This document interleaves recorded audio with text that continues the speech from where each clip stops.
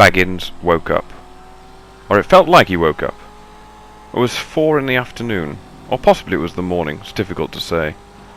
For some reason, police everywhere. Baggins was racking his mind. Might have been something to do with that RPG. Very difficult to say. Very difficult to say whether you can fire an RPG at a truck on a motorway. Anyway, put it to the back of his mind. He hadn't had his green juice yet today. That was priority number 1. Priority number 2 was getting rid of these police. Fortunately, the stunt driving course he'd undertaken as a summer retreat a couple of years ago was coming in quite handy. And the years spent playing the computer game of the same name all started to come back together. He was firing his way down the motorway in one of his favourite cars. Something was troubling him, though. All of these blasted police!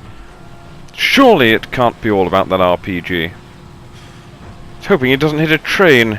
Perhaps the train track is the way out. Oh, this looks fun. Baggins took the jump. Still to this day he doesn't know why. Felt good, though. The moment of exhilaration as he jumped clean over the police. Something that he'll remember for a long time to come. To be honest, though, he didn't know where he was going. His erratic driving was quickly becoming a bit of a problem, and the police seemed to have scrambled a helicopter. A helicopter, he thought? What's going on here? There's no need for a helicopter. After all, it's just a little misunderstanding. So far he thinks he's counted about 15 policemen. That's a lot for one guy.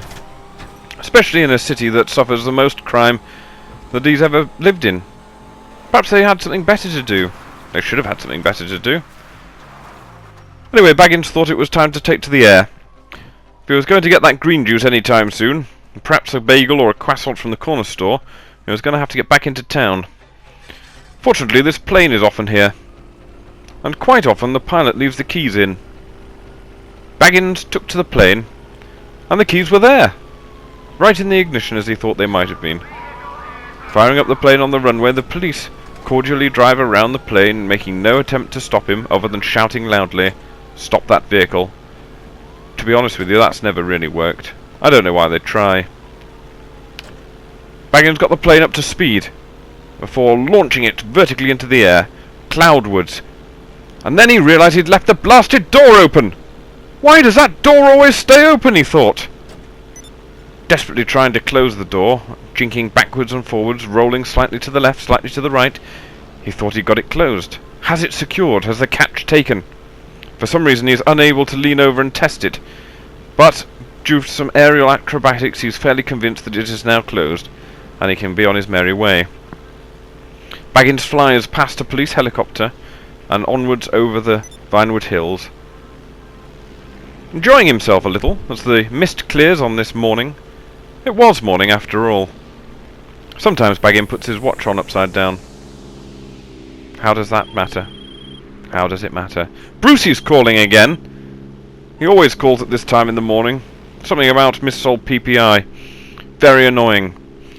Anyway, Baggins denies that call and flies over the lake. Over the reservoir, should I say. Enjoying himself every moment. He should get himself one of these planes, he thinks. Maybe he could put it with the other planes, and then the people can deliver them and take them away at will. That would be handy. One last barrel roll before testing out the parachute. Baggins always carried his parachute with him. It usually folds away into his pocket. Very handy. He stores it somewhere between his minigun and his RPG, and just to the left of the heavy sniper rifle. Baggins was thinking he hadn't been for his early morning swim yet today, and the opportunity arose just to plonk himself down into this pool, which would suffice as a little piece of strenuous exercise that he might be able to enjoy. Realised that landing in the pool meant that he could keep his parachute on, but he needed to take it off, really. And there it goes. It's left that there. Can't seem to pick it up again. It's a great shame. Baggins still had that ringing in his ears. It's almost as though dropping the plane on the city has caused some sort of police ruckus. A single star this time. Should be easy to avoid. Baggins presses himself up against the wall and hopes that his cellular carrier had solved the problem about calling from his phone whilst pressed up against the wall. They assured him it had been done under warranty. You calling for Phone's Brian. Brian's the mechanic. Unfortunately, the phone is working.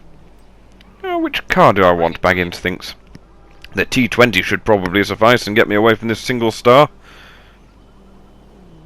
Brian's swift at deliveries normally, although in recent times Baggins hadn't seen much of him.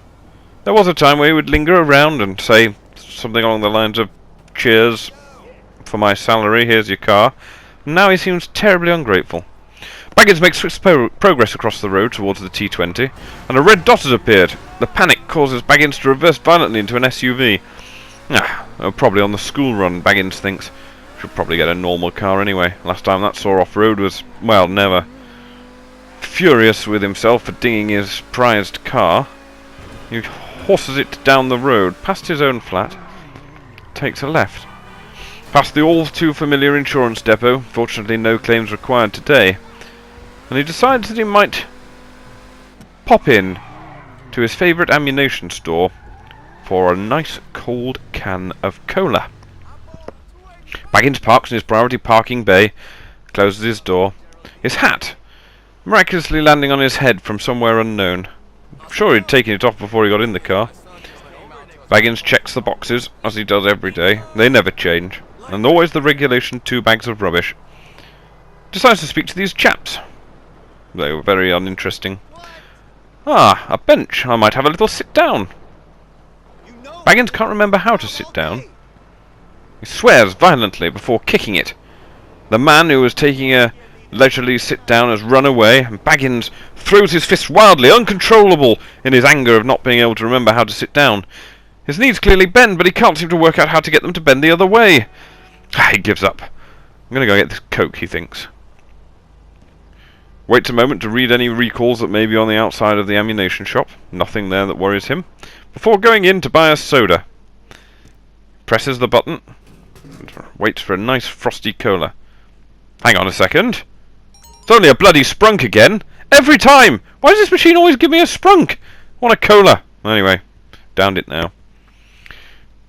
Goes over to see Ches. Seems to be on the desk today. Baggins points out a few things. Talks about the parachute adventure he'd just had. Look at that. It was a bit like that parachute over there. Anyway, there's nothing here. Ches, totally unflappable. Look the other way. Baggins gave him the finger. Cheeky Baggins. Just a quick last look round the store. A few mugs and bits and pieces in there. Can't seem to ever get those. Can I steal the cash register, Baggins thinks. That cable draping across there is clearly a trip hazard. I better leave. Baggins leaves by the main door. The 2 gentlemen still stood outside, one tinkering away on his phone, the other being blissfully ignored whilst having a smoke. Baggins tries to point something exciting out on the floor. This guy is totally engrossed. Totally engrossed in his computer games on his phone. Baggins doesn't know what the world's coming to. He heads back over to his T20 and somebody's parked one of those enormous SUVs next to him. Ron's calling. Baggins decides to take the call. Listen, give us a call at TPI if you want to keep yourself. But in taking the call, he's accidentally run over a pedestrian. It's true what they say, you shouldn't... and he's crashed into another car! You should never take a call whilst you're driving. Very dangerous. You'd think that the T20 would have hands-free, but unfortunately it doesn't. It does slide very nicely between cars, though. Baggins was quite pleased with his morning's work. He wasn't sure what he'd done. The early part of the morning was a bit of a haze still. Anyway, at least he can get some green juice now. That cola was enormously disappointing. It tasted a lot like sprunk. Nobody likes the taste of sprunk. Anyway, he arrives back at his garage.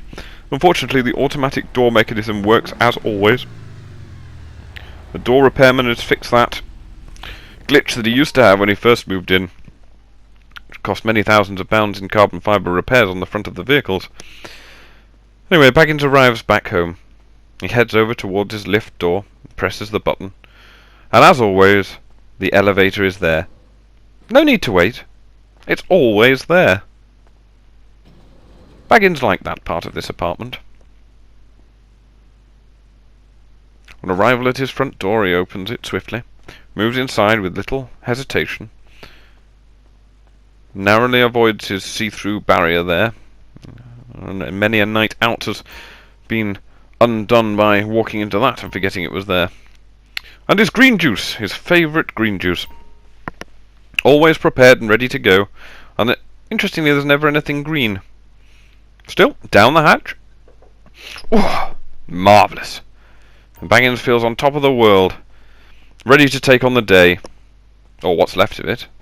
Must be nearly 12 o'clock. Perhaps even 1. The hours seem to fly by in Los Santos. Such excitement. Baggins heads back down. Fortunately, again, the lift is there straight away. There's a lot of floors for that lift to cover, but it always seems to get there in a matter of seconds. Baggins goes into his garage. What shall I have? He remembers back to the fact that there were some bikes on the wall. He decides, you know what, I haven't taken a bike out for a long time. Maybe I'm going to take out a bike. This bike. I'm going to use this bike. As soon as he takes it off the wall, he's outside. Desperately trying to remember how to ride a bike. Seems to finally get the knack of it. Cycling at brisk pace. That's right. That's right. I quite enjoyed riding a bike, Baggins thinks to himself. Don't know why they were sat on that wall. Baggins decides to head down to his other garage just to check on the cars down there and ensure that the mechanic is doing his job, keeping them clean and serviceable. It's amazing how these road bikes can do off-road, Baggins thinks to himself as he careers over a verge and a couple of curbs. Amazing the technology they've got in these now. Almost perfect. Great balance, incredible speed. Really, really comfortable to ride. I don't know why I don't ride these bikes more often. Oh. Baggins makes swift progress along the road past the docks and the helipads. And he's quite enjoying his morning stroke early afternoon ride. Making very comfortable pace. He'll soon be at his other garage. The other garage stores 10 cars similar to... Oh my goodness! Oh god! Oh god, that hurt! Oh god, that hurt! Oh my word! That's why I never ride you! Baggins says furiously, pointing at his bicycle. The hell! The hell, dude! What the hell? Anyway, there's no other way of moving this bicycle, so he picks it up and jumps on it again. He was going to throw it over the wall, but he can't work out how to do that. He continues on his cycling ride. That's why he didn't ride the bike. Oh, goodness me! Oh, dear. These bikes are dangerous things, Baggins thinks to himself. Sooner I can get it squirreled away on a rack in a garage, the better. I shall never, ever ride a bicycle again. Unless the fancy takes me. Baggins is closing in on his other garage. One of 3 that he has in this district. Little bit of an uphill climb here. Steady progress. Ooh. A couple of times that Baggins has unfortunately knocked himself out on the edge of that trailer. They should really get round to moving it. Baggins arrives at this garage. Again, the door opens flawlessly. They've definitely been doing some work on the doors, Baggins thinks. Here we are. I wonder what car I shall take out today. There's such a variety. This is mostly where Baggins keeps his muscle cars and lowriders. A couple of sports cars tucked away at the back.